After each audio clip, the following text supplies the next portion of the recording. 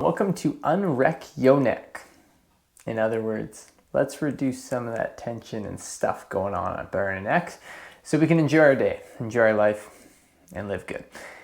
So a little bit of what the class is going to involve, we are going to be breathing. Breathing is super important when it comes to neck tension because if we're taking short, shallow breaths all day into our chest and our neck, it's going to basically have extra contractions without a ton of movement. It's going to cause a lot of tension. So being aware of our breath is going to be one of the most important things that you can take away from today's class is paying attention to your breathing throughout your day. So yes, 15 minutes of movement, or roughly what we're going to spend today, is going to be helpful and it's going to get you feeling better, which is awesome. That's always the goal. However, paying attention to our lives and how we operate in them is also going to be probably even more impactful than 15 minutes of movement is the hours spent at work, doing activities, the things that you love. We need to be aware of our breath. A good rule of thumb for relaxing breaths is try to make the exhale longer than the inhale. And if you can catch yourself 5 to 10 times a day, just focus in on a few breaths of getting that exhale longer than the inhale. That can go a long way to just feeling generally more relaxed and getting those shoulders away. They're not earrings, all right? We don't need to wear them up here by our ears. We're gonna get them to relax and drop down, all right? The second thing is we're gonna be doing some CARs. So those are controlled articular rotations. Don't worry about the big fancy word. Most of that, what it means is taking our joints through circles and controlled ranges of motion. We're gonna see what our end range of motion feels like. That's going to give us more information on how to create a plan of action. All right. So with those basically movement and breathing today, we're going to be working on the neck, the spine, a little bit of the arms and the shoulder blades because some of the muscles that come up from the shoulder blades or start at that level attach into our head and neck and cause some of that tension. Same goes for the shoulder, and then our neck is basically the top of our spinal column. So we're going to get that moving as well. So enough with the talking. Let's get to action. We're going to start on our backs, knees bent. Find a comfortable position. This is just one that I find works for most people, but find what works best for you. We're going to be on our back, knees bent on the ground here. And like I said, breathing is going to be our first intention. So through the nose is optimal if you can. If not, you can use the mouth. But like I said, we're going to focus in on that, getting the exhale longer than the inhale. A good goal can be anywhere between 3 to 5 seconds coming in and 5 to 7 seconds going out. If you can't quite get there, that's okay, but try to have that kind of balance of maybe a 2 second or a 1 second longer exhale and aiming for about 3 to 5 seconds in. So we'll start is again coming in, longer on the way out.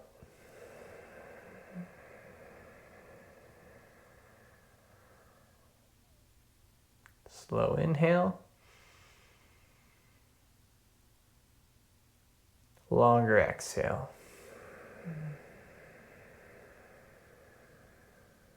And as you go through those breaths, pay attention. What do your shoulders feel like? Are you clenching your jaw right now? Be aware of some of those things, and as you go through that longer exhale, I want you to think about releasing that tension, either melting into the floor, into a pillow that you have, anything like that. You're just going to think, as you exhale, let that tension go.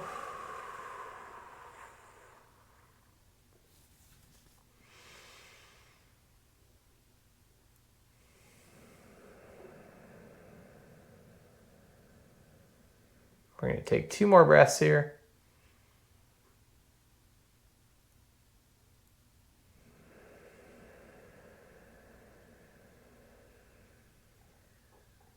Last one.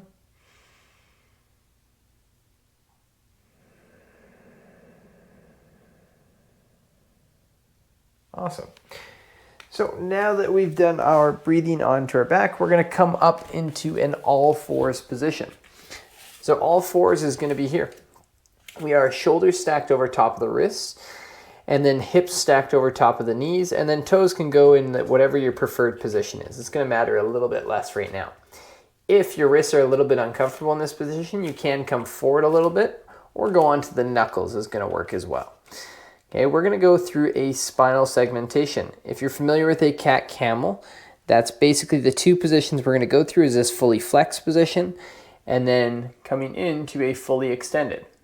The key word though is going to be segmentation. So we're going to try to move one segment of our spine at a time. So if we start from our fully rounded position, chin's going to be tucked. We push our hands or our knuckles through the ground. That's going to create this big dome in the upper back. And then we're going to posteriorly tilt the pelvis or tuck it under, creating like a rounding. Okay, so again, chin tucked, pushing through the floor, tailbone's tucked. We're going to start at the tailbone and untuck it or tilt it forward, trying to just move through the pelvis at first and then into the low back, creating a small arch. Don't push into any pinching discomfort in that position. Just go as far as comfortable, and then we're going to slowly work our way up to the mid back, the upper back, and finally the head rises. Once the eyes are on the horizon, we're going to stay there as we start back at the pelvis. You're going to go back into that tuck position. Try not to let your upper back round yet as we go through the low back, belly button up towards your spine.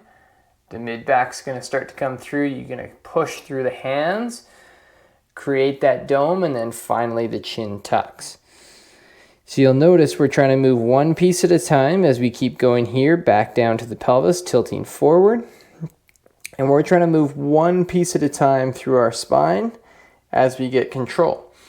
Like I mentioned before, our neck is part of our spinal column. So we want to move the whole spinal column and try to control each piece so that each joint does its job and the ones above or below don't have to take over and help. And as we do that, that's going to create a healthy spine that we can control, which is really the goal here, is gaining control of our movements and exploring them, see if we can get a little bit more. Awesome. Now we're going to meet in this fully rounded position, and we're going to use the breathing to help expand some of this space in the upper back. So you'll notice the big dome here. We're going to actually try to make it a little bit larger. Okay, so how we're going to do that is one, by pushing through our hands or our knuckles into the ground, and the second one is through breath. So pelvis is going to tuck under, chin's going to tuck, and then we're going to push through the hands to create as big of a dome as possible. This time, we're going to be using a full exhale. And when I say full, I mean you got no more air left in your lungs. So take a nice deep breath in, and then exhale all the way out. Keep going, keep going. Hold for 2. And reset.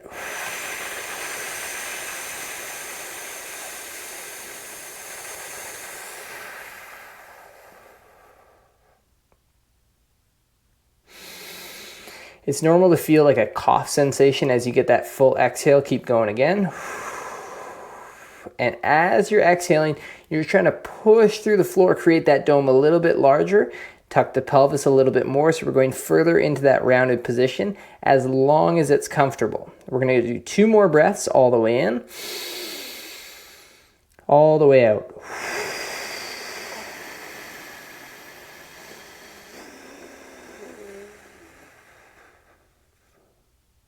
Hold. And last one.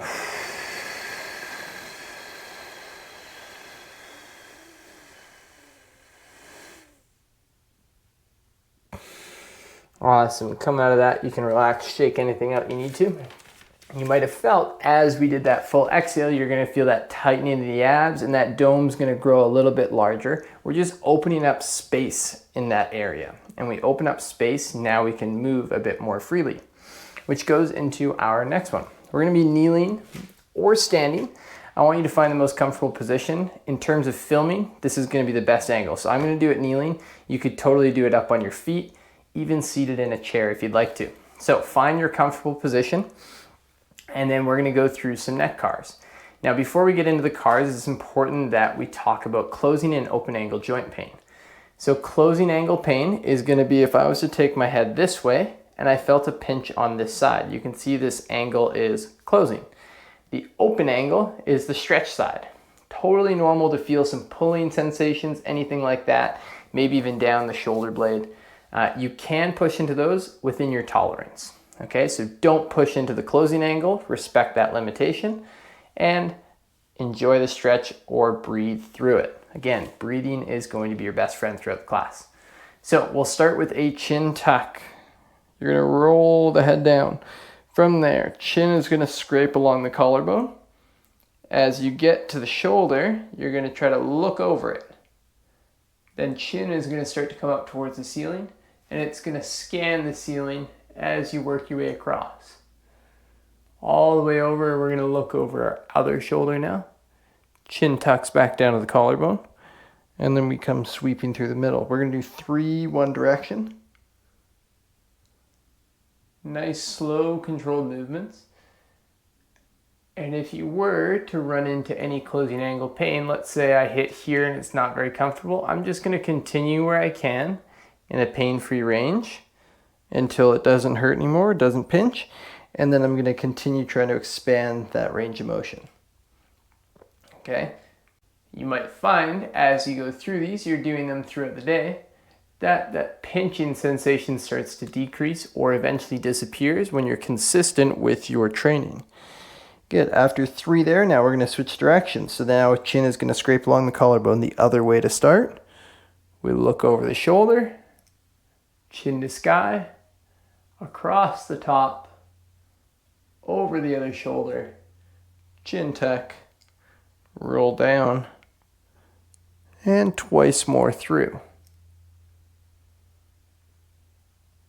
You might already find it's starting to get a little bit smoother if you've experienced a lot of crunches at the beginning. Crunching is okay to a degree as long as there's no pain associated with it. We're just getting those joints to move, and sometimes there's little cavitations that pop or crunch. It tells us that our joints need some lubrication. So that's what we're doing here. As we move, nutrition floods the joint and it's gonna start to feel better, okay? Next up, you can stay in that kneeling, seated position, whatever is most comfortable for you. And next we're gonna combine a little bit of massage technique. So we're gonna do what's called a fascial shear. So there is a lot of what we call fascia or connective tissue that runs along the front of our neck that often gets really tight because we're always kind of in this position looking down, or here it's stretched out. We wanna get that moving. So how we're gonna do that is if you locate your collarbone right here, you can use your hand to basically place it on the skin, okay? You don't need to push really deep or hard onto the bone, just enough where you can kind of move your skin around. Okay, give that a try for a second. You're gonna basically push into that, grab the skin, and then you're just gonna pull away. Okay, from there, now we can start to move the neck. So we can look away is one way. And as you do that, you can probably see it even, or feel it for sure, is gonna be that stretch into the neck. You can replace the hand back at the collarbone, look down towards your hand, and then look away, feel that stretch come in.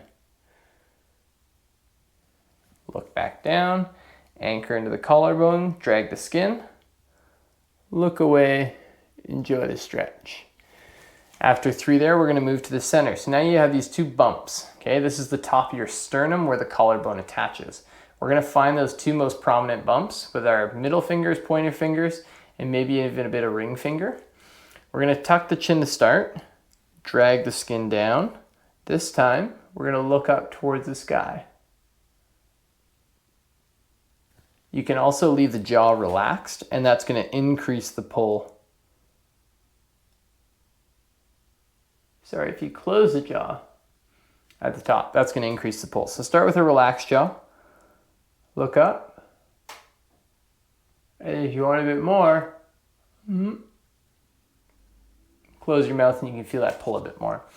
And then finally we'll end up on the other side. So again, look into the armpit, anchor the skin, and then we're gonna turn, look away and open up. We'll do 2 more on this side. Common to find that your chest is gonna be super red after this. That's good. That means blood is flowing to the area. We've opened up more space already, and we're on the right track. Okay. Next, we are going to work with a scapular car. So again, I'm going to go back into the kneeling position. You could do this standing. Seated you could do, but your arms or your chair might get in the way of your arms, so you might want to do this one standing. But basically your arms are going to be right by your side. Our scapula is our shoulder blade, and we're going to be moving those in a circular fashion. Okay, the first one I always like to start with, because we're all good at it, is shoulders right up towards the ears. And then you're going to pinch shoulder blades together. From there, we keep them together. You're going to try to slide your shoulder blades in your rib cage into your back pockets. Okay, keep them in your back pockets, and we're going to sweep to the front. So now you're going to be curled kind of forward and down. From there, we slide back up, squeeze together, draw them down. Keep them down, draw them forward. Keep them forward, drive up. Keep them up, squeeze together. And you might find that you've kind of found your cylinder of this slow controlled movement. I don't want to see you start rolling your shoulders really quick. I want you to experience what the end range of motion feels like as we create the largest circle we can without the rest of our body moving. Okay? As we switch directions here, I'll show you kind of from a side angle what you might see. So again, we're going to shrug all the way up. We're going to squeeze together. Keep them squeezed together as you draw down, forward, slide up, squeeze together. Again, trying to create that biggest circle possible. Notice my elbows aren't bending, they're not turning, anything like that. My arms stay relatively straight and by my side as I go through the motion. And then as you release here, I want you to pay attention to where the shoulder blades fall now. You might find they're in a slightly different position than where we started, which is good. That's what we were going for. And then to finish up here, we're going to be going into our neck cars again to finish. So again, pay attention. What did it feel like, or what did you feel like at the beginning of the class, and how do you feel now? It's always going to be important check-in with yourself of, was this helpful? If it wasn't, please contact me. I'd love to find out what you felt, what happened, and we can work on something. If it was helpful, I want to hear from you too. I want to find out what works best, what you did differently, maybe in your daily life, or just simply by doing the class. So let's get started. It's going to be chin tuck. Scrape the chin along the collarbone. Look over the shoulder. Chin up to sky. Scan the top of the room. All the way over the other shoulder. Chin tuck. We're going to go once more through before switching directions. Pay attention, is that pinching still there? Quite a bit, just a little. Any better, any worse? All information about our body. Good, we'll switch directions. Chin along the other collarbone to start, over the shoulder. Chin up, across, over the other shoulder. Good, the last one. Try to make this the most controlled car yet.